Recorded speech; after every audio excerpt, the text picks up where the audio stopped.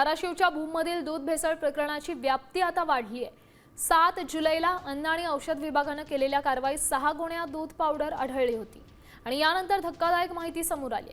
गेल्या 3 वर्षांपासून दुधात पावडर मिसळण्याचा प्रकार सुरू होता आणि आतापर्यंत तब्बल 4 कोटी 63 लाख किमतीची पावडर विक्री करण्यात आल्याचं समोर आलंय।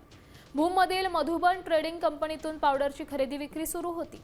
कारवाईनंतर दूध भेसळीचा काळा बाजार उघड झालाय। याचाच आढावा घेतलाय आमचे प्रतिनिधी बालाजी सुरवसेंनी। पाहूयात।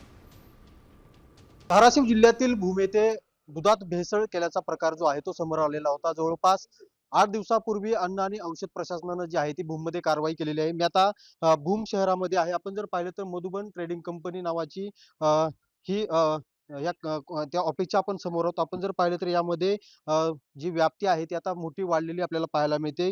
एकीकडे पोलीस तपासात धक्कादायक माहिती जी आहे ती समोर आलेली आहे। ज्या दिवशी अन्न व औषध प्रशासन विभागानं कारवाई केली त्यामध्ये दूध भेसळ प्रकरणात जवळपास 61 गोण्या ज्या आहेत त्यामध्ये जप्त केलेल्या होत्या। मात्र आता पोलीस तपास करतायत आणि त्यामध्ये धक्कादायक माहिती समोर आलेली आहे। जवळपास 4 कोटी 63 लाखाहून अधिक किमतीची पावडर जी आहे ती या कंपनीच्या मार्फत विक्री केल्याची माहिती जी आहे ती समोर आलेली आहे आणि त्यामुळे कुठेतरी एकच खळबळ उडालेली आपल्याला पाहायला मिळते। 3 वर्षात जवळपास 2000हून अधिक दूध संकलन केंद्रांना या पावडरची विक्री केल्याची माहिती समोर येते। तर बेकरीसाठी विक्रीची परवानगी असलेली पावडर जी आहे ती नियमबाह्य पद्धतीने दूध संकलन करणाऱ्या केंद्रांना विकलेली जी माहिती आहे ती समोर आलेली। त्यामुळे कुठेतरी एकच खळबळ उडालेली आपल्याला पाहायला मिळते।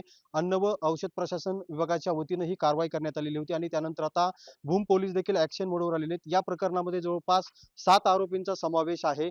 मात्र हे सर्वच आरोपी अद्याप देखील फरार आहेत। बालाजी सुरवसे, साम टीव्ही, भूम, धाराशिव। तर याच्यामध्ये 7 जुलैला अन्न आणि सुरक्षा अधिकारी आहेत.